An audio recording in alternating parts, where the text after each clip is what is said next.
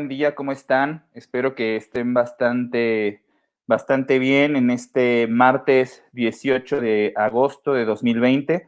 Es un gusto poder estar con ustedes. Hola Paola, Matilde, Ariadna, Mary Jane Watson, órale, puros famosos tenemos el día de hoy. Yaroslava, es un placer poder estar con ustedes hoy en un tema tan interesante.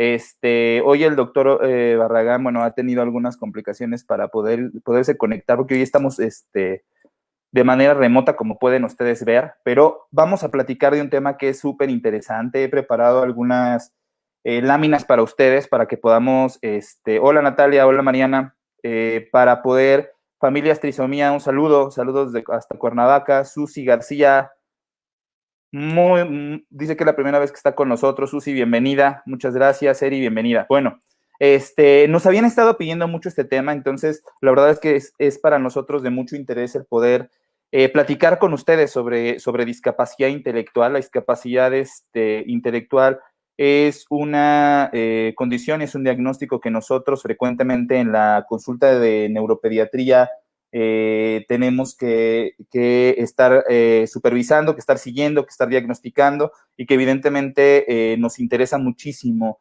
el hecho de que conozcan este tipo de términos. Actualmente se llama discapacidad intelectual. Esto es con la actualización al DSM-5, que es el catálogo de enfermedades neuropsiquiátricas. Anteriormente se llamaba retraso mental, que seguramente ustedes están un poquito más empapados con ese término, ¿no? Que es anterior, pero que actualmente lo tenemos que definir como discapacidad intelectual. Y tiene que ver con muchas cosas. Nos han preguntado, nos han hecho varias preguntas, y en eso va a ir en torno la plática del día de hoy, de, por ejemplo, la inteligencia, si es genética, si no es genética, si tiene que ver con algunos otros factores o de qué se trata. Entonces, basado en eso, queremos empezar a platicar. Estoy pendiente de sus preguntas y seguramente hoy tendremos también oportunidad de contestar varias de estas preguntas para todos ustedes, y que podamos ir resolviendo sus dudas, que eso es lo más importante. Buenos días, Fundación Todo por Emi, que siempre nos acompaña. Yanis, un beso, un abrazo. Paola, hola, ¿cómo estás? Muchas gracias a todos los que nos siguen, a los que se están conectando. Han sido unas semanas un poquito complicadas. Hemos iniciado algo de aislamiento por COVID. Evidentemente estamos expuestos todos, entonces ha sido un poquito difícil el poder conjuntar a todo el equipo que ustedes saben que trabaja para Cerebros de Desarrollo, pero siempre vamos a estar en la mejor disposición de poderlo hacer, aunque sea separados de repente, pero estaremos transmitiendo para ustedes. Entonces, regresando al tema. Estamos hablando de discapacidad intelectual. Hay que recordar, y lo hemos platicado ya en otros lives, veníamos platicando sobre neurodesarrollo, venimos platicando sobre lo que es normal, sobre los focos rojos, lo que es anormal, y todo lo que tenemos que venir verificando a lo largo de la vida del niño para darnos cuenta que esté creciendo de manera adecuada, de manera armónica y de manera sana. Entonces, el neurodesarrollo nos va a ir permitiendo ir alcanzando estos objetivos, ¿no? Supervisando que vaya alcanzando estos objetivos, con el fin de que podamos establecer que todo se encuentra dentro de la normalidad. Entonces, tenemos una etapa muy importante que es hasta los 2 años de edad, donde nosotros decíamos, bueno, si todo está bien a los 2 años de edad, significa que el desarrollo está perfecto, no tenemos ningún problema. Ahora, ¿qué pasa en los pacientes que tienen problemas del desarrollo antes de los 2 años de edad? Eso significa que de repente tardaron mucho tiempo en caminar, tardaron en sentarse, hay problemas en la comunicación, empezamos a notar que hay problemas en el lenguaje, etcétera, etcétera. En esos pacientes menores de 2 años de edad, entonces tenemos que definir algo que se llama retraso en el desarrollo psicomotor. El retraso en el desarrollo psicomotor tiene que ver implicada 2 o más áreas de las situaciones del neurodesarrollo que nosotros identifiquemos en la consulta, y entonces le diremos a la mamá, ¿sabe qué? El niño cumple con criterios para algo que se llama retraso en el desarrollo psicomotor. Eso lo haremos antes de los 2 años de edad, evidentemente, en cuanto lo detectemos.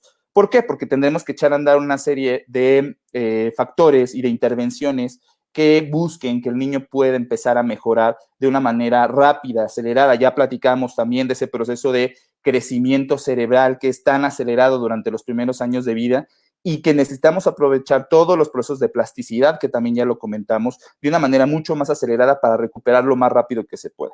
Ahora, ¿qué ocurre con los niños que pasan los 2 años de edad y continúan con algunos desfases del desarrollo. Esa es una parte muy importante, porque entonces tendríamos que entrar en un concepto que se llama retraso global del desarrollo. El retraso global del desarrollo, ahorita lo vamos a ver en una lámina, va a implicar que sigo teniendo un desfase, es decir, no me he recuperado a pesar de que pasaron esos 2 años de edad, no he recuperado ciertas áreas. Sin embargo, la palabra global para nosotros en neurología es muy importante, porque esa palabra global nos empieza a dar a entender que existen problemas de comunicación en el niño. Y puede existir algún fenómeno de lenguaje o alguna situación en cuanto a la comunicación que de alguna manera está ocasionando que el niño se mantenga con este desfase. Se llama retraso global del desarrollo. Y que evidentemente puede ser que después de los 2 años el niño siga sin caminar bien o siga sin caminar solo, o, siga dependiendo demasiado de los papás, etcétera, etcétera. Sin embargo, los problemas de comunicación es lo que se hace mucho más evidente. Entonces, de los 2 a los 5 años más o menos lo llamaremos retraso global del desarrollo. Sin embargo, después de los 5 años, nosotros estamos obligados a poder definir algo que se llama discapacidad intelectual. Es decir, hacer una serie de pruebas que se pueden hacer y que ahora el diagnóstico también, como todo lo que hemos platicado, es clínico, es de su neurólogo, es de quien ha seguido al niño a lo largo de la vida idealmente, porque se va dando cuenta del desfase y de lo difícil que ha sido el poder recuperarlo a través de rehabilitación. Entonces, necesitamos establecer si el niño cumple con criterios para algo que se llama discapacidad intelectual, antes llamado retraso mental, y ahorita lo vamos a ver cómo a través de la ley Rosa fue que se cambió el concepto de discapacidad intelectual al determinar que retraso mental, y la verdad es que es cierto, suena un poquito despectivo, no nos gustaba ese término, no nos gustaba utilizar el término de retraso mental, entonces se acuñó el término de discapacidad intelectual y en el país se crean una serie de normas, de reglamentaciones en torno a este proceso de discapacidad. Entonces, esto es muy importante, ¿por qué? Porque si recuerdan ustedes, como veníamos siguiendo los conceptos de neurodesarrollo, esa transición que va a venir más o menos entre los 5 o 6 años va a tener que ver con el paso a la educación primaria. Y entonces es donde de repente vienen las preguntas de mi niño puede ir a una escuela normal, mi niño puede ir a un salón de clases normal, qué tipo de escuela es la que más le conviene, etcétera, etcétera. Entonces, es muy importante el poder definir primero si tenemos una capacidad cognitiva o de inteligencia totalmente normal, a la cual, bueno, pues el niño puede ir a una escuela de educación regular, o tenemos algún problema relacionado con la discapacidad intelectual. Y es que la inteligencia de repente, fíjense que se presta a muchas situaciones en cuanto a que nos confunde el término, ¿no? Nos confunde el término de inteligencia, y más cuando lo aplicamos de manera cotidiana. Sin embargo, bueno, la inteligencia depende de muchos factores. Evidentemente, el genético es uno de ellos. Sin embargo, también depende de muchos factores ambientales. Es decir, yo puedo nacer con una capacidad cognitiva muy, muy elevada. Sin embargo, si esa capacidad no es explotada, no descubren en mí esa posibilidad que tengo de tener un desarrollo normal a una capacidad cognitiva normal, es altamente probable que, pues que no logre expresar lo que realmente puedo expresar en cuanto a la parte cognitiva. Entonces, ahí es cuando nos enfrentamos a algunas circunstancias. Ahorita vamos a leer sus comentarios con todo gusto que nos están haciendo, para ir resolviendo sobre todo las dudas que vayan teniendo. Quiero compartirles esto. Es un poquito la definición de inteligencia. Quiero que se entienda que la inteligencia es la capacidad de resolver problemas. Eso significa que es la capacidad que tengo yo para encontrarle perfectamente una solución a los problemas que voy enfrentando. Y no necesariamente hablamos de problemas matemáticos ni nada de eso, sino a los problemas que me voy enfrentando a la vida cotidiana. Entonces, tengo que tener flexibilidad cognitiva, que también son términos que ya hemos utilizado anteriormente, con el fin de poder establecer soluciones para estos problemas. Eso es lo que vamos a entender con inteligencia. Hay una teoría de inteligencias múltiples, como ustedes seguramente lo han escuchado, donde te dicen, bueno, hay diferentes tipos de inteligencia y siempre lo hemos tocado acá en las cápsulas que hacemos nosotros. Entonces, dependiendo del tipo de inteligencia, yo puedo explotar diferentes áreas en mi niño. Eso es muy importante. Y creo que es algo que como papás tenemos la obligación de ir conociendo poco a poco junto con nuestros médicos conforme el niño vaya creciendo. Y es que yo puedo tener muy buena capacidad cognitiva en la estructuración matemática, por ejemplo, en la velocidad de procesamiento, en la capacidad verbal, etcétera, etcétera, pero a lo mejor mi capacidad o mi inteligencia emocional, ¿no? Como es ahora lo que se define una inteligencia interpersonal, intrapersonal, artística, musical, no está del todo desarrollada, o pasa lo contrario, esas inteligencias sí están desarrolladas, sin embargo, cuando voy a la habilidad lógico-matemática no está tan desarrollada. Entonces, Eso es lo que habla la teoría de inteligencias múltiples. Son diferentes vertientes, ¿no?, de las áreas cognitivas que se podrían valorar independientemente de lo que se considere en las estructuras de los análisis para cociente intelectual. ¿Qué es eso? Ustedes han escuchado seguramente que se mandan a hacer algunas pruebas para conocer el cociente intelectual y que de alguna manera nos permite decir, bueno, tiene tal es el número de su cociente intelectual. Hablamos, por ejemplo, de personas superdotadas o muy brillantes, como se menciona, ¿no? Cuando tienen cocientes intelectuales superiores, lo han escuchado ustedes en la historia del mundo, ¿no? Cocientes intelectuales en 140, 130, etcétera, que tienen una capacidad cognitiva importante. Pero también existe el lado contrario, ¿no? Capacidades cognitivas muy disminuidas por debajo de 70 en este puntaje, etcétera. ¿Cómo logramos llegar a ese puntaje? Con apoyo de neuropsicología y de algunas herramientas que se establecen. Por ahí hay algunas herramientas como el WISC, que algunos de ustedes han escuchado y que es probablemente lo que más frecuente se utiliza en pacientes por arriba de 5 años de edad y que nos terminan dando una puntuación. Esa puntuación es importante para nosotros porque entonces nos deja establecer y dar una concordancia clínica entre el cociente intelectual y las capacidades que vamos observando en cada uno de los niños. Eso seguramente nos ayudará a resolver su pregunta de a dónde puedo llevar al niño, qué tipo de educación puede recibir, puede ir a una escuela normal o no puede ir a una escuela normal, etcétera, etcétera. Pero entonces sí echamos mano de este apoyo neuropsicológico para poder también nosotros soportar los hallazgos clínicos que vamos observando y no errar en la situación, sobre todo de establecer si sospechamos de una discapacidad intelectual, si esta es leve, si es moderada, si es grave o se encuentra profunda, ¿no? Como se define en el DSM-5. Ahora, quiero que vean ahí cómo dice que la inteligencia tiene un origen biológico genético. Evidentemente lo tiene. Heredamos inteligencia de nuestros padres. Por ahí hay muchos estudios que dicen que parte de la inteligencia, gran parte de la inteligencia viene de un origen mitocondrial. Las mitocondrias se pasan de la mamá al niño, de la mamá, hablo del femenino, y entonces dicen que gran parte de la inteligencia puede venir heredada de la madre. Sin embargo, es un común, ¿no? Es una mezcla de factores genéticos que hacen que se defina la capacidad cognitiva en cada uno de los niños, pero evidentemente esto tiene una condición genética. Esto resuelve parte de las dudas que nos preguntaban en las sesiones anteriores. Ahora, sin embargo, lo que comentábamos es, yo puedo nacer, ¿no?, con una capacidad cognitiva normal. No hablemos de situaciones brillantes de ninguna otra situación, o sea, una capacidad cognitiva normal. Sin embargo, si los factores ambientales, nutricionales, basados también en la experiencia recabada y las habilidades no están al todo disponibles para mí, es probable que a pesar de que yo tenga una capacidad cognitiva importante, no logre desarrollarla y no logre expresarla a los niveles que yo estoy buscando. Entonces, eso es muy importante porque entonces hablamos y partimos de un factor genético, pero que si no se encuentran los factores ambientales disponibles y adecuados, es altamente probable que yo no logre dar esos pasos y esos avances que estoy buscando, a pesar de tener una capacidad cognitiva normal, recordando que la capacidad en inteligencia es la capacidad para resolver problemas. Entonces, eso es muy importante. Déjenme aquí darle a avanzar. Miren, lo que les decía, muchas inteligencias, miren qué importante, ¿no? De repente, ¿y cuántas veces ustedes se han puesto o se han preguntado qué tipos de inteligencias son las que su niño está desarrollando de una manera más acelerada que otras? Es raro, ¿no? De repente nosotros cuando hablamos de inteligencia automáticamente lo reflejamos o pensamos en las calificaciones y cómo va el niño en la escuela. Eso es algo clásico, cotidiano, es muy común. Sin embargo, cuando llegan con nosotros a la valoración de neurología, es importante que nosotros hablemos con los papás respecto a la posibilidad de que existan otro tipo de inteligencias que a lo mejor no han sido valoradas en el niño. Entonces, de alguna forma es importante, como lo vuelvo a repetir, el conocer a cada uno de nuestros chiquitos para saber si van desarrollando alguna de estas inteligencias que ustedes observan.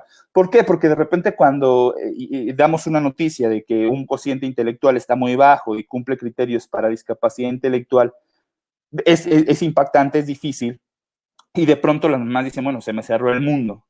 Creo que a final de cuentas es importante el hecho de conocer que existen diferentes posibilidades de inteligencias, ya lo dijimos, inteligencias múltiples, ahí están. Esto me gusta mucho, es un slide desarrollado por el doctor Howard Gardner, que ha estudiado muchísimo esta parte de inteligencias múltiples. Y vean, por ejemplo, tenemos la inteligencia musical, ¿no? Donde se necesitan de música, de conciertos, de escuchar cosas, instrumentos musicales, empieza a desarrollar esta inteligencia de manera afortunada. Sin embargo, volvemos a lo mismo. ¿Cómo voy a saber yo que tengo la posibilidad de un desarrollo de cognitivo musical y de una inteligencia musical si no he estado expuesto a eso y si no le he dado las herramientas para poderlo tener? Ahorita contestamos sus preguntas, Naomi, Yadis y Ariadna y todas las personas que nos están escribiendo. Ahorita les damos respuesta a las preguntas. Quiero terminar con estos slides y terminar de platicar con ustedes. Ahora, vamos con el otro lado, ¿no? Al ladito de azul pueden ver la inteligencia lógico-matemática, donde evidentemente pues, son todo la asociación que tenemos y la predilección que hay sobre los experimentos, los cuestionamientos, las figuras, los rompecabezas, los cálculos, etcétera. De repente notan que está muy interesado por la ciencia, por manipular, por materiales, por construir, por los planetarios, por los museos, etcétera, etcétera. Otra de las inteligencias bien importantes es la intrapersonal, ¿no? La intrapersonal, que es la inteligencia donde puedo conocerme a mí mismo. Esto es muy importante. Conozco a mí mismo, me conozco tan bien que sé cómo me siento, reconozco bien mis sentimientos, pero además tengo la inteligencia suficiente para poder resolverlos de forma adecuada, sin explotar con los demás, sin lastimar a los demás, sin meter en problemas a los demás, etcétera. Entonces, de alguna manera, bueno, pueden ser personas que, si tienen muy desarrollada esta parte cognitiva, pueden sentirse cómodos estando un poquito solos, les gusta realizar los proyectos de manera individual, elegir algunos lugares secretos para estar consigo mismo, etcétera, etcétera. Vean la otra, ¿no? La parte kinestésica. Son pacientes que tienen que estar en constante movimiento, que tienen que sentir las cosas, ¿no? Para poderlas memorizar y para poderlas explotar de una forma adecuada. Y ahí ponen cómo les gusta realmente bailar, correr, brincar, construir, tocar, gesticular, hacer todo este tipo de actividades, porque a través de estas herramientas es como ellos pueden ir desarrollando ese tipo de inteligencias. Necesitan de alguna manera siempre tocar, siempre ver ejemplos físicos con el fin de poder establecer y consolidar los procesos de aprendizaje. ¿De qué se trata esto? Estas teorías de las inteligencias múltiples nos van permitiendo ver cómo puedo ingresar al cerebro de cada uno de los niños, cómo puedo ingresar a su desarrollo con el fin de hacerlo cada vez mucho más sencillo. Es decir, a lo mejor yo soy mucho más kinestésico. Entonces, por más que la parte matemática me la pongan en el pizarrón y me pongan a hacer ejercicios escritos, es difícil a lo mejor que logre yo avanzar en esas áreas porque soy muy kinestésico. Probablemente hasta que no sienta un rompecabezas, hasta que no sienta masa, hasta que no sienta figuras, hasta que no sienta las texturas, mi cerebro no va a alcanzar a reconocer esta información y no la voy a poder consolidar. Entonces, es importante que de alguna manera vayamos entendiendo este tipo de inteligencia, sobre todo nuestras compañeras terapeutas que son excelentes en poder hacer esto, igual que los compañeros psicopedagogos, neuropsicólogos y psicólogos clínicos, que nos ayudan muchísimo a poder entender esto. Hay pruebas que se realizan incluso para poder entender qué canales de comunicación podemos utilizar de una manera mucho más fluida y mucho más sencilla con cada uno de nuestros niños, dependiendo precisamente de esto que ustedes observan acá, donde van a ir observando los tipos de inteligencia. Ahora, vean otra, la inteligencia espacial, ¿no? Donde les gusta mucho diseñar, dibujar, visualizar, construir, ¿no? Hacer como estos esquemas, ¿no? Entonces es muy importante porque ¿cuántas personas ustedes no conocen que solamente aprenden a través de esquemas, de estos diagramas de flujo que se utilizan tanto, de estos árboles que se van construyendo, porque de alguna manera eso es lo que les ayuda a consolidar. Habrá que entender de qué manera podemos ir ayudando a cada uno de los niños. Inteligencia interpersonal. ¿Esto qué se refiere? Bueno, es cómo tenemos esta capacidad de resolver problemas, pero aprovechando un grupo de personas. Es decir, no solamente me conozco a mí mismo, sino tengo la capacidad de relacionarme con los demás con el fin de poder apoyarme en ellos y poder solucionar esos problemas con un grupo de personas. Entonces, son personas que les gusta leer, son organizados, les gusta de alguna manera estructurar y proponer. Les gusta mucho, evidentemente, tener muchos amigos, grupos de juego, eventos comunitarios, etcétera, etcétera. Otra de las inteligencias, como pueden ver ahí en naranja, es la inteligencia lingüística o la capacidad de verbal. Ahorita contestamos, Jorge y Patricia. Vamos a ver acá la parte lingüística. Les gusta mucho leer, les gusta mucho escribir, les gusta contar historias, les gusta jugar juegos, etcétera, etcétera. Bueno, ahí ve a Jorge Aburto. Santiago, si es el mismo Santiago tiene un diagnóstico bien definido de trastorno del espectro autista. Entonces, vamos, ya hemos platicado de diferentes condiciones. Actualmente estamos hablando de esta situación de discapacidad intelectual. Haciendo un paréntesis en ese sentido, no todos los pacientes con trastorno del espectro autista son iguales, ni es una receta de cocina para tratarlos. Actualmente tenemos que definir si el trastorno del espectro autista cumple con características de discapacidad intelectual, que es lo que estamos hablando el día de hoy. Es decir, ¿puedo tener autismo y tener una capacidad intelectual normal? Sí, por supuesto que sí, y en un porcentaje muy pequeño una capacidad sobresaliente o brillante. Sin embargo, la mayoría de los pacientes con trastorno del espectro autista, y eso está reportado en los casos, por arriba del 60%, pueden tener discapacidad intelectual. De ahí es la importancia de poder tener un apoyo neuropsicológico que nos permita saber si solamente tiene el trastorno del espectro autista con una capacidad cognitiva normal o es el trastorno del espectro autista más discapacidad intelectual. Y también habrá que definir en el paciente con autismo si tenemos algún problema en el lenguaje, en la capacidad de hablar. Entonces, esas dos cosas se tienen que definir de manera importante en el paciente con autismo, pero fue un paréntesis. Entonces, en la parte de lingüística, vemos obviamente esa necesidad de tener libros, de estar leyendo, de tener herramientas para dibujar y para escribir, ¿no? Muy importante, porque son estos niños que les gusta mucho llevar un diario, escribir todo lo que están haciendo, estar planeando todas las situaciones a través de la escritura es algo muy importante y que habrá que ir observando en cada uno de los pacientes. Vamos a darle aquí la que sigue. Ahora miren, eso fue un poquito de lo que platicábamos. Ahora miren todo lo demás, ¿no? Este es un cuadro que realizamos justo con el fin de ir estableciendo qué tipo de inteligencia podría tener cada uno de nuestros niños. Ya lo comentábamos, puede ser que tengamos una mejor inteligencia lingüística, una mejor inteligencia lógico-matemática, espacial, la cinético-corporal que ya vimos, la musical, la interpersonal, intrapersonal, o la naturaleza, que es a través de la naturaleza, y son niños que les encanta esta parte de la preservación, de cuidar al planeta, de criar animales, investigar la naturaleza, etcétera, etcétera. Entonces, vean cómo no solamente estamos basados en una inteligencia. ¿A qué voy con esto? Esto es muy importante porque al final de cuentas, aquí está el diagnóstico en la definición de discapacidad intelectual. Entonces, es un trastorno que comienza durante el periodo del desarrollo y que incluye limitaciones del funcionamiento intelectual como también del comportamiento adaptativo en diferentes dominios, el conceptual, el social y el práctico. Entonces, partiendo de eso, estos pacientes van a tener dificultad para la resolución de problemas, como lo comentábamos, y no necesariamente hablamos de las situaciones matemáticas, volvemos a lo mismo. Estamos hablando de situaciones cotidianas de la vida donde los pacientes con discapacidad intelectual van a requerir de cierto apoyo por parte de sus cuidadores para poder dar solución a estos problemas de la vida diaria. De eso depende la severidad en la discapacidad intelectual. Puede ser una discapacidad intelectual leve, donde el paciente no depende tanto de sus padres, sobre todo, o de sus cuidadores, sobre todo para la parte de los autocuidados, ¿no? La higiene, el cuidarse a sí mismo, el poder realizar algunas situaciones ordinarias de la vida sin problema, etcétera. Pero puede haber discapacidades intelectuales tan severas o en este caso definidas como profundas, donde nos permite ver que el paciente no va a ser capaz, no va a poder tener la capacidad, por eso se considera una discapacidad, de poder valerse por sí solo a lo largo de la vida. Significa que el cuidado por parte de los cuidadores tendrá que ser muy alto y prácticamente también depende incluso para el poder realizar sus actividades diarias de la vida más básicas de un tercero o de un cuidador asociado. Eso se llama discapacidad intelectual profunda. Y ya lo platicamos. Es esta situación que por lo regular, ¿no? Se tiene que venir observando junto con el proceso de desarrollo, ya lo comentamos, pasamos por diferentes etapas. Primero, retraso en el desarrollo psicomotor antes de los 2 años de edad, después de los 2 años a los 5 años de edad, retraso global del desarrollo, y a los 5 años de edad nos encontramos aquí, ¿no? Vengo desfasado ya desde las primeras etapas de la vida.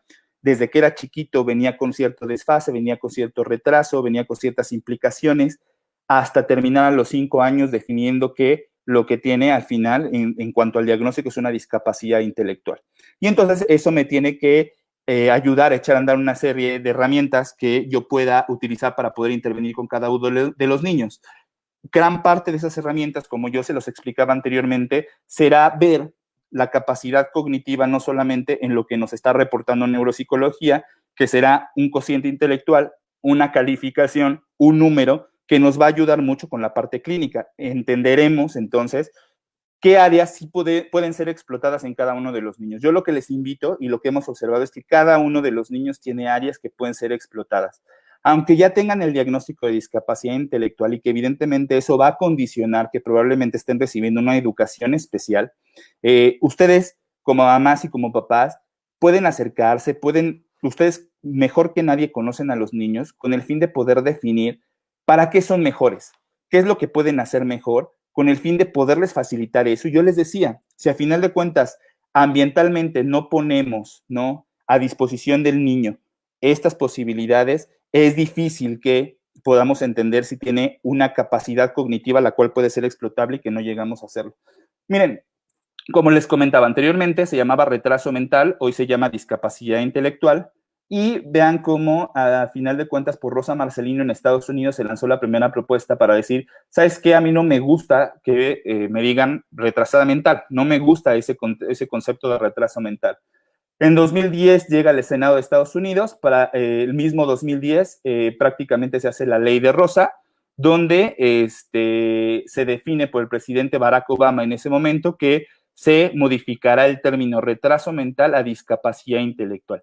Y así es como prácticamente el día de hoy lo conocemos y tenemos que definirlo. Entonces, el hecho de mencionar retraso mental ya no tendría que existir, tendríamos que referirnos a cualquier paciente que curse con estas características como discapacidad intelectual. Así es como se lleva al final de cuentas a la Ley General para la Inclusión de Personas con Discapacidad a través del sexenio de Felipe Calderón, donde, bueno, pues ya se viene glosario sobre términos de discapacidad, entendemos y abrimos mucho más los conceptos de discapacidad y actualmente los profesionales en la salud que se van formando entienden mucho mejor que antes los procesos de discapacidad y no solamente ellos, sino la sociedad en general, las escuelas y todas las áreas donde los niños se van desenvolviendo tienen que entender mejor los términos sobre discapacidad. Es decir, la discapacidad a veces, y como lo ven ahí, ¿no? En la imagen, era limitada solamente a las personas que tenían alguna discapacidad física.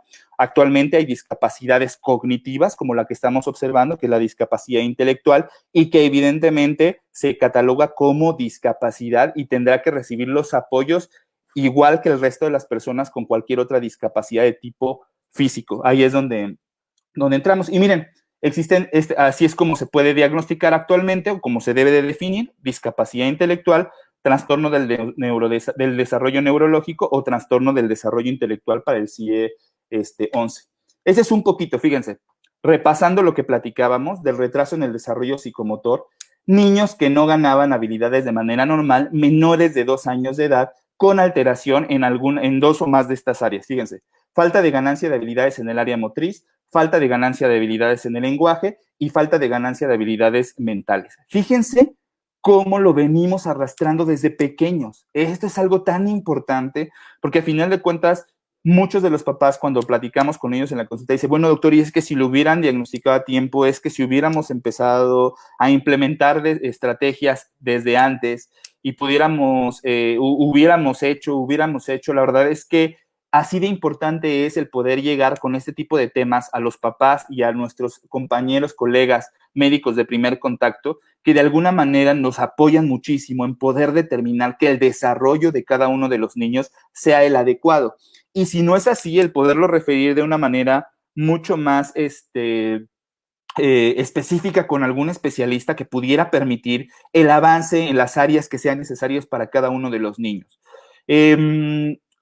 Con esto también quiero decir que, bueno, muchos de los pacientes también, a pesar de ser diagnosticados de forma oportuna con retraso en el desarrollo psicomotor, por situaciones inherentes a la neurobiología que están presentando, por lesiones cerebrales, por condiciones como epilepsia, etcétera, etcétera, van a tener dificultades en el desarrollo, ¿no? Pero esto es una situación inherente a lo que están presentando y que de alguna manera, puede desarrollarse al final, ¿no? Una discapacidad intelectual, probablemente secundaria, ¿no? Y secundaria a toda esta alteración que ha venido desarrollando a lo largo de la vida alguna patología de tipo neurológica. Ahorita contestamos, Pau, ahorita contestamos Angie y Ruth, gracias.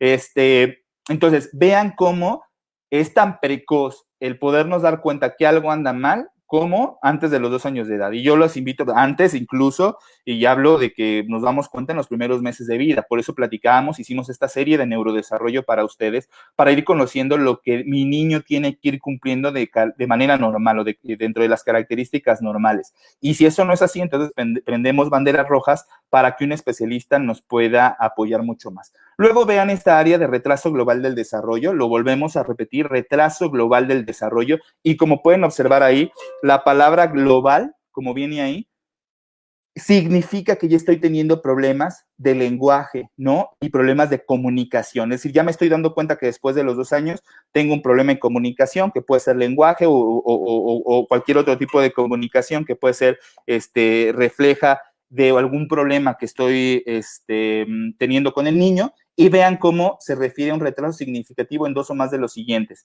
Y aquí estamos hablando en niños menores de 5 años. La parte motora gruesa que ya observamos, la parte motora fina que también ya platicamos, la situación del lenguaje que ya platicamos, la parte de la cognición que ya platicamos y que estamos platicando, y la parte psicosocial. Si yo tengo un retraso significativo en 2 o más de las siguientes áreas, de las áreas que platicamos, eso significa que el niño está cursando con un retraso global del desarrollo. Por lo tanto, bueno, ahí ya las banderas, ya vamos a andar banderas, sirenas, todo lo que quieran del color rojo y en el más llamativo que exista, porque algo está pasando con ese niño que viene arrastrando desde pequeño y que ha condicionado que actualmente continúe con ese retraso global del desarrollo. Entonces, a los 5 años tenemos que echar a andar todas las herramientas que tenemos disponibles para poder definir al final si este chaparrito o esta chaparrita cumple con criterios para una discapacidad intelectual entonces. Creo que ese va a ser de las últimas, de las últimas láminas que les voy a enseñar. Solamente es para enseñarles aquí cómo cambio de las diferentes catálogos que teníamos, que era el DSM-4, ahora el DSM-5. Vean cómo el DSM-5 lo define como el déficit en el funcionamiento intelectual, ya lo platicamos, razonamiento, solución de problemas, planificación, pensamiento abstracto, toma de decisiones y aprendizaje, confirmado por test de inteligencia estandarizados aplicados individualmente. Esos son los test que nos ayudan a aplicar las compañeras neuropsicólogas en la mayor parte de los casos, quienes no solamente están capacitadas, sino que están certificadas para poder realizar este tipo de herramientas, de poder aplicar este tipo de herramientas que nos van a dar una calificación en el cociente intelectual, que como yo les decía, bueno, casi siempre se pone como ejemplo las personas que son brillantes, ¿no? Que tienen cocientes intelectuales muy altos y que hicieron muchas cosas, algunas buenas, otras malas en la historia del universo. Sin embargo, también existe el otro lado, y ahorita estamos en el otro lado, en esos pacientes que pueden tener un cociente intelectual bajo, en este caso, como lo podían ver en el DSM-4, que era lo que anteriormente utilizábamos, de 70 o menos, ¿no? En ese cociente intelectual se podría condicionar como una discapacidad intelectual. Luego vean también la otra parte, los déficits en el funcionamiento adaptativo, que resultan en la no consecución de los estándares sociales y culturales para la independencia personal y la responsabilidad social. Eso significa que a final de cuentas, lo que buscamos con cada uno de los individuos es que esta capacidad cognitiva y adaptativa los lleve a respetar reglas, respetar órdenes sociales, respetar a las autoridades, etcétera, etcétera. Sin embargo, si existe este condicionante de una discapacidad intelectual, a veces es complicado que estas personas con discapacidad intelectual puedan entender que son parte de una sociedad, que tienen leyes de convivencia y que tienen que ser respetadas. Hablemos, por ejemplo, del uso de cubrebocas ahora o de las caretas, etcétera. Tenemos problemas tanto pacientes con discapacidad intelectual, en los cuales hay que hacerlos entender de la necesidad de cubrebocas a través de algunos de los medios que ya vimos, la parte de poner ejemplos, poner dibujos, diagramas, poner videos, poner cualquier otra situación que el paciente pueda entender, pueda comprender, y nosotros nos demos a explicar más bien la necesidad de utilizar estas herramientas. Nos pasa con los pacientes también con autismo, cuando tienen estos fenómenos sensoriales, donde no pueden tocarse la cara o la cabeza, y cuesta mucho trabajo que se dejen la gorrita o la careta, los cubrebocas, etcétera. Entonces, son retos importantes que nos tenemos que ir poniendo día con día. Entonces, si se dan cuenta, sin apoyo, ¿no? Estaría muy limitado el funcionamiento en muchas actividades de la vida diaria, como sería la comunicación, la participación social, la vida independiente a través de múltiples entornos, como la casa, la escuela, el trabajo, la comunidad, etcétera. Es decir, los pacientes con discapacidad intelectual en menor o en mayor medida van a requerir del apoyo de sus cuidadores a lo largo de la vida para poder ir realizando estas actividades sociales, culturales, la parte de la escuela, la vida independiente, etcétera, etcétera. Obviamente eso depende de la gravedad en cuanto a la discapacidad que esté presentando cada uno de los niños. Entonces, si se dan cuenta, y lo que quiero dar a entender a final de cuentas es el poder establecer cómo llegamos al punto final, ¿no? Cómo llegamos a esta situación de un chaparrito, ¿no? Que venía con los procesos de retraso en el desarrollo psicomotor, después retraso global del desarrollo y al último diagnóstico que sería discapacidad intelectual. Y es que de repente muchas personas dicen, bueno, ¿y cuál es el diagnóstico? Pues es que el diagnóstico es discapacidad intelectual, por eso se los estoy poniendo aquí. En la parte de arriba pueden ver ustedes que dice DSM-5, discapacidad intelectual, es decir, es un diagnóstico avalado, o sea, es un diagnóstico que evidentemente existe, no es algo que, bueno, pues es que yo pensé que era algo inherente al proceso de desarrollo y se acabó que no había ningún problema. No, es un diagnóstico y ese diagnóstico es lo que le da desafortunado o afortunadamente, eso lo dejamos a libre albedrío para cada uno de ustedes, el contexto de discapacidad. Eso puede ser en la parte afortunada porque se supone que a través de este tipo de diagnósticos nosotros podemos brindar un mayor apoyo, un mayor asesoramiento, tanto las instituciones de gobierno como nosotros como médicos para los pacientes con discapacidad intelectual. Y la otra es, evidentemente, seguir echando herramientas para cuidarlos a lo largo de la vida y que de alguna manera les permita el hecho de tener una mejor calidad de vida, cuidarlos entre todos, entre todos, que eso es muy importante. La situación de tener este tipo de diagnósticos nos obliga a nosotros como sociedad al hecho de abrir más los ojos, abrir los oídos para este tipo de chaparritos que pudieran estar cruzados con algún tipo de discapacidad. Y es que si ya hablamos de esta inteligencia interpersonal que también se puede encontrar alterada e interpersonal que se puede encontrar alterada, es importante que ustedes sepan que gran parte de estos niños pues no entienden las malas intenciones de las personas, ¿no? Son niños que incluso fenotípicamente, ¿no? Y jóvenes que fenotípicamente significa a simple vista lo que yo veo, pues no les veo ningún problema, ¿no? Yo los veo bastante normal, no les veo alguna especie de carita característica de alguna enfermedad o que tengan algún tipo de problema, los veo bastante bien. Sin embargo, ya en la capacidad cognitiva, en la capacidad de aprendizaje, de analizar las cosas, las circunstancias, los problemas, las malas intenciones, es donde estamos en un problema con estos chaparritos. Entonces, eso es importante para que ustedes lo vayan viendo. Saludos, Magna. A ver, vamos a ver algunas de sus preguntas. Saludos, Irma. Saludos, Donaí. Saludos, Carla. Desgraciadamente, a veces los doctores, dice Yadis, no dan un diagnóstico acertado. Mi hijo lo llevé de pequeño al hospital Sisame y la verdad me dijeron que no tenía nada y ahora tiene varias dificultades. Ojalá todos tuvieran su aprendizaje. Felicidades. No, vamos, a final de cuentas es el poder poner a su disposición, como siempre lo hemos dicho, esta información. A veces, como se pueden dar cuenta, y lo platicaban en una entrevista reciente, a veces cuesta mucho más trabajo el poder expresarles a ustedes lo que se necesita, ¿no? Y tomarse el tiempo para encontrar palabras que de alguna manera consoliden lo que queremos llegar a consolidar en el contexto de medidas de alarma, porque a final de cuentas los médicos ahí están, pero los primeros que se dan cuenta de que algo anda mal pues son los papás. ¿Cómo ayudar a convencer a un adolescente que no sigue confundiendo la D con la D? Bueno, se puede hacer ejercicio, hay terapias específicas que nos pueden ayudar a mejorar, puede ser terapias de lenguaje y terapias y ejercicios de lectoescritura que pueden ayudar a mejorar las grafias en los pacientes, no es ningún problema, sobre todo habrá que entender mucho todos los contextos de este niño, por ejemplo, cómo le fue con el lenguaje, a qué edad habló de manera clara, etcétera, poner algunos ejercicios de lectoescritura y darnos cuenta en qué áreas podríamos estar fallando. Sin embargo, si solamente es eso, tranquilo, la verdad es que con buenas intervenciones en cuanto a fenómenos de rehabilitación le puede ir bien. Yadis dice, bueno, Yadis nos platicaba, es el mismo caso, ¿no? Parece ser que tiene algunos problemas por ahí epilépticos y demás. Ok. Luego dice Naomi, cuando tiene una lesión en el cerebro como leucomalacia periventricular, esto puede afectar en discapacidad intelectual y después ser hereditario. No, la leucomalacia por lo regular no es hereditaria, tiene que ver en el contexto y también lo platicamos en otras cápsulas, la leucomalacia podría venir en el contexto de antecedentes perinatales, es decir, cómo fue el embarazo, cómo fue cómo fue el parto, qué ocurrió durante esos momentos del nacimiento del niño, etcétera, etcétera, que pudieran haber sido causales de leucomalacia periventricular. La prematurez es la principal causa de ello, y que pudiera haber tenido algunos problemas al momento de nacer. Otra, ¿no? Que pudiera haber sido falta de oxígeno, como dicen. Familias trisomía. Tengo un hijo con T21 y otro con actitudes sobresalientes, CI de 138. Vamos, no habrá que entender mucho los contextos, por ejemplo, de la edad en la cual tuvo usted al niño con T21 y algunos otros factores de riesgo que ustedes saben que se encuentran bien descritos para T21. Sin embargo, bueno,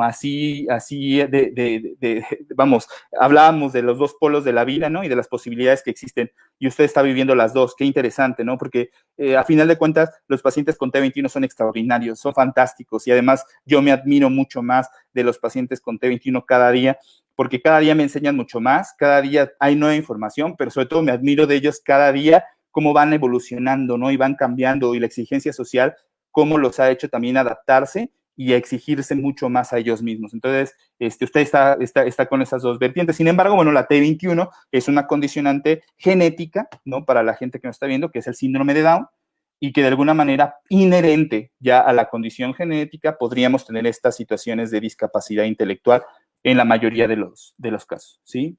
Excelente explicación, Angie. Secretaria secundaria por sugerencia de la maestra de USAER. Ok, bueno, pues existen diferentes opciones. CI de 70, hablábamos, es un CI limítrofe, significa que está en la línea, ¿no? Entre un CI bajo y para entrar ya a la parte de discapacidades intelectuales, como lo veíamos ahorita. Vean la importancia de este tipo de herramientas que nos permiten conocer un puntaje en cuanto a cociente intelectual.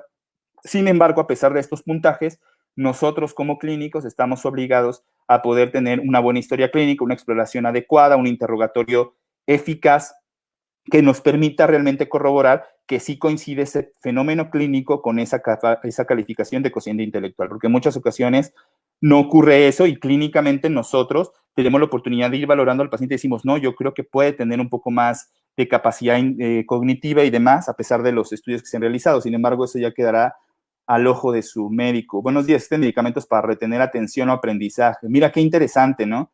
No hay un tratamiento para la discapacidad intelectual en sí, y hablando de la parte farmacológica, los tratamientos son multidisciplinarios. Eso significa que pues, puede intervenir el neurólogo, puede intervenir los rehabilitadores, evidentemente, los psicólogos, etcétera.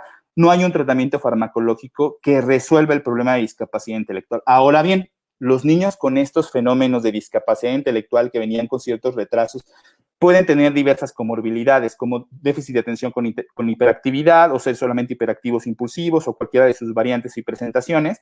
Y evidentemente en esos pacientes se puede utilizar este tipo de medicamentos, sobre todo si tú ya vienes arrastrando un fenómeno donde ya lo ves que es muy inatento y tiene algún problema de ese tipo. Bueno, a lo mejor se puede beneficiar de algunos medicamentos que le ayuden a estar mucho más atento, y que eso facilite su proceso de rehabilitación, ¿no? Que de repente, por eso es la comunicación tan importante que tenemos con las rehabilitadoras y con las psicólogas, donde sabes que viene a la terapia, pero ya lo tenemos diagnosticado con discapacidad intelectual o con autismo, con cualquier otro fenómeno de estos, pero es muy distraído, es muy disperso. Necesito que le eches un ojito porque de plano se distrae muy constantemente, y eso no nos permite avanzar en las terapias. Entonces podrías echar mano de alguno de esos medicamentos. Patti dice, mi niño tuvo encefalitis viral a los 4 años, después de eso las secuelas son epilepsia y TDA. Sí, trastorno de la comunicación, ICEI, límite inferior. ¿Qué tanto y hasta qué edad se puede recuperar la afectación intelectual? Se tiene que seguir recuperando, tienes que seguir trabajando, tienes que seguir echándole muchísimas ganas con la rehabilitación. Como comentábamos, esto ocurrió en el proceso de un cerebro en desarrollo. A los 4 años de edad tuvo una encefalitis causada por virus. Esto es una inflamación del cerebro, y que evidentemente junto con esa inflamación puede venir otras cosas como infartos cerebrales, epilepsia, como tú decías, y eso evidentemente altera el desarrollo normal de cualquier cerebro. Entonces, no importa, pues el CI y todas las situaciones que ocurrieron, el TDA y la epilepsia, evidentemente son comorbilidades, ya lo platicábamos, secundarias a lo que le ocurrió a tu niño, pero el proceso de rehabilitación no lo puedes suspender. Al contrario, hay que seguir, y sobre todo si lo ves mejorando. Y te invito a que cheques lo que platicamos al inicio, ¿no? Ir conociendo las ventajas de tu niño, qué áreas se pueden ser explotadas en tu niño, y qué tipo de inteligencia podríamos utilizar para poder desarrollar mucho más rápido. no, no valdría la pena. Valdría la pena, dice, hacer una tomografía a un niño con síndrome de Down para saber cuál parte del cerebro está comprometida y a partir de ahí hacer una intervención terapéutica. No, la verdad es que no. La verdad es que son muy pocos los pacientes con trisomía 21 que tengo con resonancia magnética o con tomografía, y solamente cuando existe la posibilidad de que tengan alguna comorbilidad como epilepsia o como un hemiparese, que no muevan alguna parte del cuerpo, la muevan de manera anormal, o algunas otras situaciones asociadas a la trisomía, pero solo para ver qué área podría estar comprometida. No, porque a pesar de que hay muchos estudios y muchos protocolos de investigación, la mayoría de los pacientes con trisomía 21 muestran una estructura cerebral bastante normal. Entonces, no tendría mucho sentido el poderlo hacer. Doris Carrillo, saludos Marta Ocaña, una gran amiga de toda la vida. Ingrid Díaz, buen día, gracias por estos espacios, gracias a ti Ingrid por seguirnos. María Aldana dice, mi bebé tiene retraso en el desarrollo motriz, no sé si es causa de la epilepsia que tienes de los 8 meses. Recuerdan que lo comentábamos, una causa importante de retraso en el desarrollo puede ser la epilepsia o cualquier otros fenómenos que estén alterando a un cerebro que se encuentra desarrollándose. Ahora tiene 2 años, 3 meses y comienza a comunicarse, lo quiere responder, pero tiene deficiencia visual. Ok, qué importante, lo hemos platicado ya, Mari, en otros espacios. Es importante que de alguna manera te acerques con tu médico. Si tú sientes que el niño no está viendo bien, él ya tiene el antecedente de epilepsia y algunos estudios que nos pueden ayudar muchísimo y facilitar la vida para saber si el niño está viendo de manera correcta. Y para la edad que tiene el niño, podemos realizar algunos potenciales evocados visuales de manera sencilla y nos puede dar una información muy valiosa para ver cómo está viendo, pero la epilepsia evidentemente puede estar ocasionando que el niño no logre concretar su desarrollo de manera adecuada. Entonces es muy importante tener el mejor control posible de esa epilepsia y conocerla más. Ladi, Yelenia, saludos hasta Perú, saludos a Perú, a toda la gente que nos sigue en Perú, que cada vez son muchos más, un abrazo hasta allá. Hola, mi nene igual ya tiene 4 años, le diagnosticaron síndrome de West. Claro, comentábamos lo mismo, es un tipo de epilepsia, una epilepsia de forma importante. Entonces requiere de seguimiento, de rehabilitación y de seguir las indicaciones que tu neurólogo te puede indicar. Mary Jane dice, el retraso general del desarrollo puede ser reversible o como discapacidad. No, vamos, por eso la importancia, por eso se van dando diferentes momentos de diagnóstico. Primero, retraso en el desarrollo psicomotor, que es antes de los 2 años de edad, después retraso global del desarrollo. Tú me preguntas, ¿un retraso en el desarrollo psicomotor se puede salir del retraso en el desarrollo y solucionarse? Por supuesto que sí. De ahí es que las estrategias para poder empezar a cachar a estos niños, por decirlo de una manera más coloquial, de poder observar a estos niños, de poder verificar que realmente están cumpliendo con fenómenos de alteraciones en el desarrollo de manera temprana, es para poder intervenir lo más rápido que podamos con terapeutas físicos, de lenguaje, comunicación, sensoriales, ocupacionales, físicos, creo que ya lo repetí, etcétera, etcétera, todo tipo de intervenciones que nosotros consideremos necesarias para que ese niño pudiera dejar el retraso atrás. Sin embargo, evidentemente esto requiere de una intervención oportuna. Mientras más oportuno, pues mucho mejor. Angie García dice, de los muchos que tengo, mi hijo tiene trastorno generalizado del aprendizaje. Eso es discapacidad intelectual. Ok, habrá que ver las áreas que se encuentran alteradas, si es un trastorno específico en el aprendizaje, si son áreas de lectoescritura, si son áreas de comunicación, si son áreas de cálculo matemático y resolución de problemas. ¿A qué te refieres en ese sentido? Y la otra es, ya tiene estudios de cociente intelectual, ya ha sido valorado por neuropsicología, ya vimos hoy la necesidad y la importancia de poder tener estas valoraciones. A ver, Paola, ya no alcancé a leer, creo que este es un segundo mensaje. Cuando se ve la medicada a los 10 años, aún no escribe ni lee, depende totalmente de mí para algunas cosas. Casi siempre que vamos mejorando en algunas actividades, por ejemplo, en letras y escritura, el otro día se le olvidan. O si yo ya hoy logró bañarse, logró levantarse el brazo, se levanta la pierna, no sabe cuál. Ok, Pau, ¿qué te invito?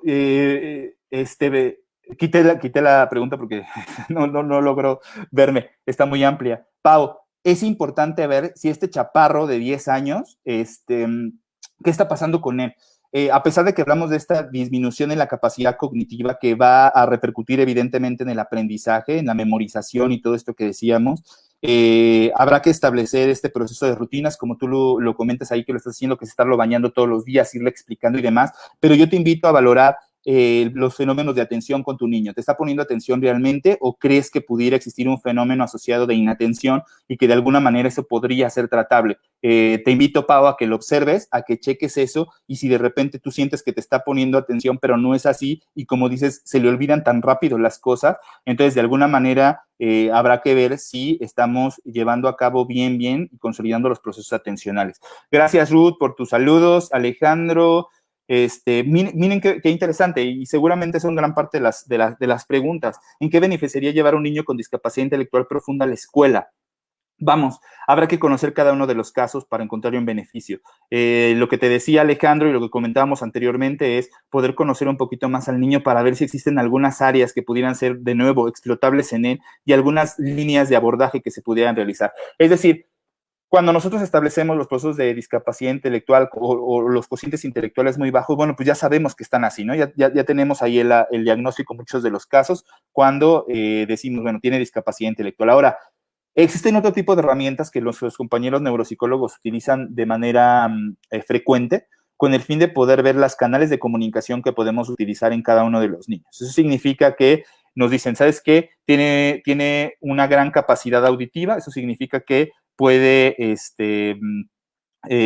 retiene muy bien cuando escucha, entonces todo lo tendremos que hacer mucho más verbal. Tiene una gran capacidad visual, ¿no? O sea, la capacidad visual es lo que más se encuentra beneficiado en cada uno de los niños. Tendremos entonces que explotar esas áreas visuales, etcétera, etcétera. Ahora, definitivamente y desafortunadamente, los procesos de educación y educativos para los niños con discapacidad están muy limitados. Es una realidad. No tenemos la estructura suficiente. Ahí comentaba, ¿no? Algunas posibilidades como centros de atención múltiple que se llaman CAM. Seguramente los han escuchado. Los CAM son los lugares donde se podría dar atención a los niños como el tuyo, con una discapacidad intelectual profunda, o en el caso que tú planteas, donde desafortunadamente al entender la parte o la palabra profunda, estamos hablando que es el grado más severo de discapacidad intelectual. Eso significa que depende demasiado de sus cuidadores para poder llevar a cabo las actividades de la vida diaria o de la vida cotidiana. Estamos por terminar, vamos a dar lectura a algunas de las últimas. Saludos desde Chile, un abrazo. Gracias a todos ustedes. Saludos, familias Púrpura, siempre están con nosotros. Vamos, sí, Ruth, lo que comentábamos, hay que checar si es generado el aprendizaje generalizado del desarrollo, a qué se refiere, para conocer un poquito más el caso de la mami que nos preguntaba esto. Aquí dice Nictea, mi hijo ya le diagnosticaron retraso psicomotriz, psicomotor y de lenguaje, ya estamos en terapias. Bueno, lo importante es poderse diagnosticar lo más rápido posible. Saludos de Colombia. Saludos Nancy, saludos Cari Pacheco, saludos Olivia Sánchez, muchas gracias por las pláticas, son nutritivas para nosotros como papás. Tenemos un niño con epilepsia, siempre es importante el poder ir observando el desarrollo de cada uno de los niños. Excelente información. Si cada uno de los niños de sus primeros meses la vida llevar un reporte psicopedagógico, se daría un diagnóstico temprano de muchos déficits y retrasos. Bueno, definitivamente el primer diagnóstico de los niños y la manera en darse cuenta es a través de conocer precisamente lo normal. Hacer una diferencia entre lo normal y lo anormal, como lo hemos intentado hacer en las pláticas para los papás, es importante para que de alguna manera nosotros podamos definir qué es lo que sigue con cada uno de los niños, o si de plano el desarrollo está totalmente normal y no hay nada que hacer, y continuamos con las herramientas más tradicionales. Claudia Joé dice, ¿alguna prueba para la inteligencia? Sí, es importante que se acerquen con sus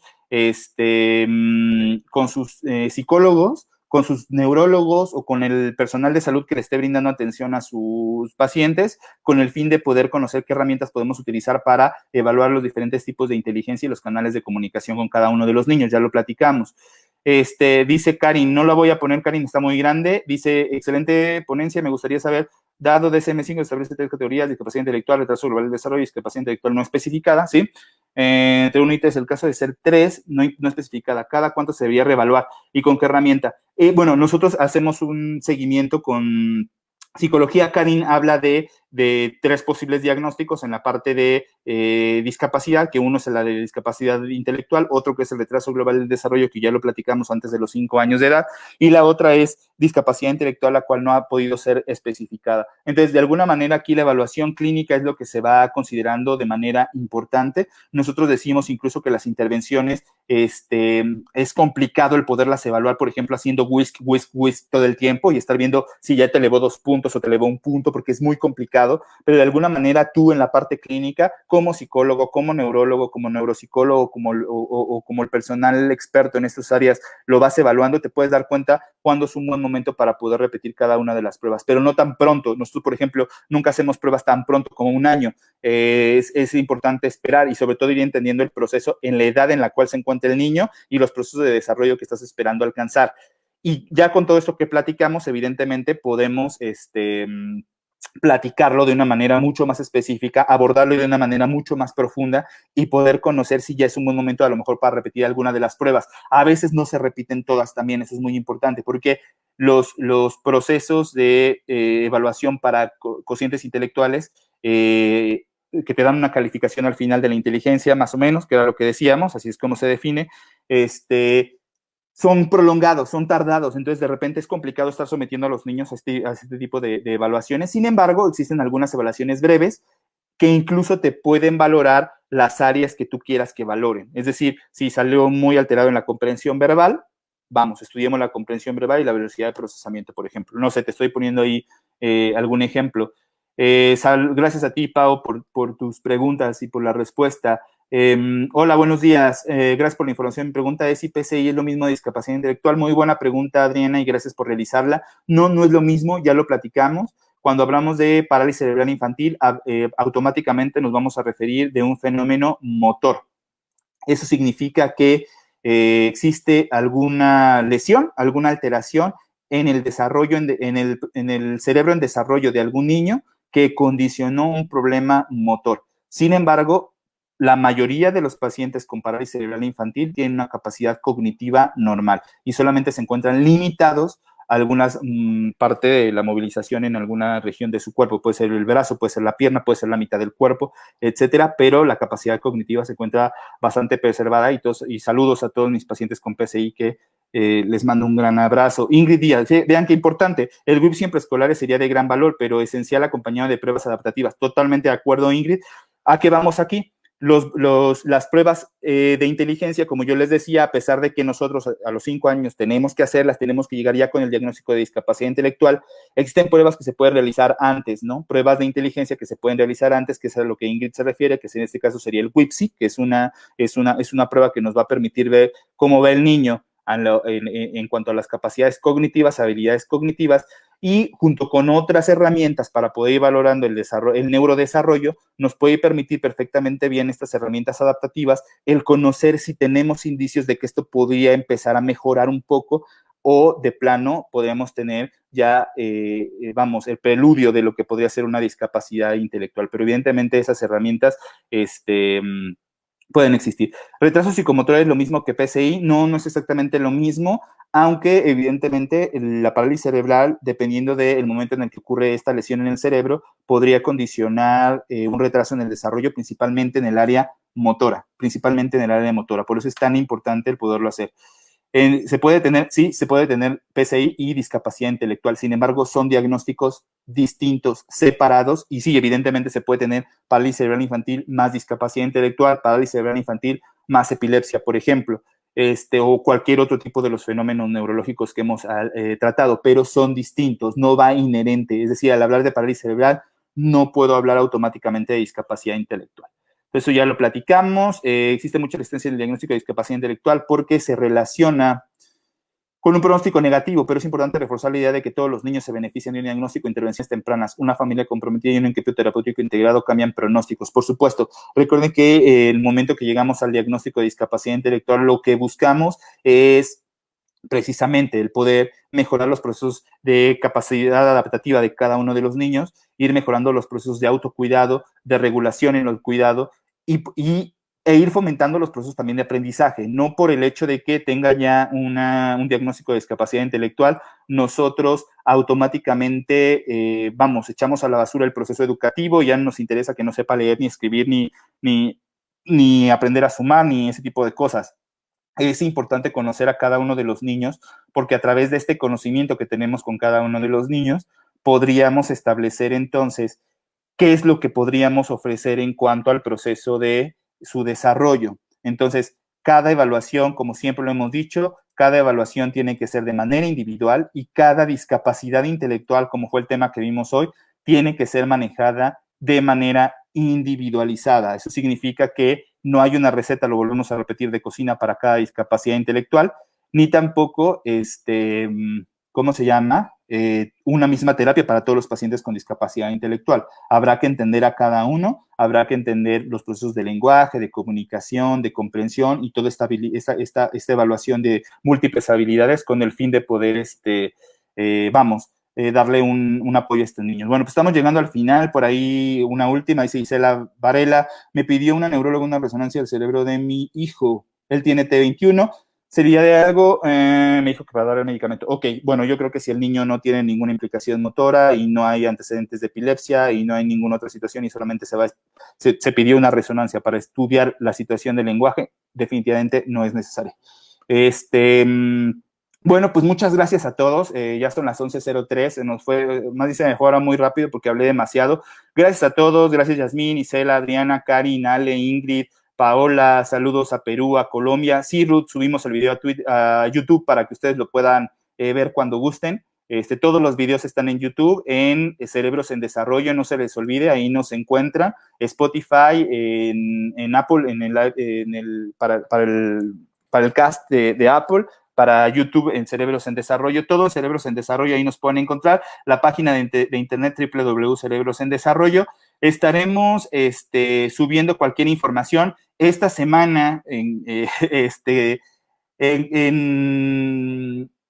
alineándonos con el maestro Barragán, ¿no? Hemos decidido bajarle un poquito a la velocidad en cuanto a las transmisiones. Hemos decidido irnos un poquito más despacio, ya que estamos un poquito medio tocaditos de la parte de salud, pero con todo gusto vamos a seguir con las transmisiones y estamos programando nuevas cosas para ustedes y así será, ¿no? Entonces les vamos transmitiendo algunas informaciones en la página de por Facebook y les transmitimos cualquier otra información en el resto de las redes. No se pierdan, por favor, los podcasts por Spotify. Cada lunes sale un tema nuevo. Lo pueden escuchar en el carro, mientras cocinan, mientras hacen cualquier otra situación y si no quieren vernos, pueden escucharnos y cuando van en el transporte público, cuando hacen cualquier otra cosa, ahí nos pueden escuchar. Es como un pequeño programa de radio y que son estas pláticas, pero obviamente se extrae el audio de la mejor calidad posible para que ustedes lo puedan escuchar en el momento que ustedes quieran. Claro que sí, Mónica, le hacemos llegar tus saludos al Doc. Karin, saludos hasta Perú, saludos a Tijuana, saludos Mari, saludos Avi, saludos Pati, saludos a todos. Muchas gracias a todos por su comunicación. Estamos en contacto. Espero que haya sido de utilidad este tipo de información que hemos manejado el día de hoy. Nos vemos pronto. Cuídense mucho, síganse protegiendo, utilicen cubreboca, utilicen caretas, utilicen lentes de protección para salir de casa, sigan cuidando a los adultos mayores y a los niños pequeños. No bajen la guardia. Seguimos todavía en semáforo naranja, pero los casos siguen presentándose. Entonces, vamos a cuidarnos entre todos, que de esa forma es como vamos a llegar a muy buen término y listo. Entonces, nos vemos pronto. Cuídense mucho. Gracias por seguirnos el día de hoy. Cuídense, cuídense, cuídense. Chao.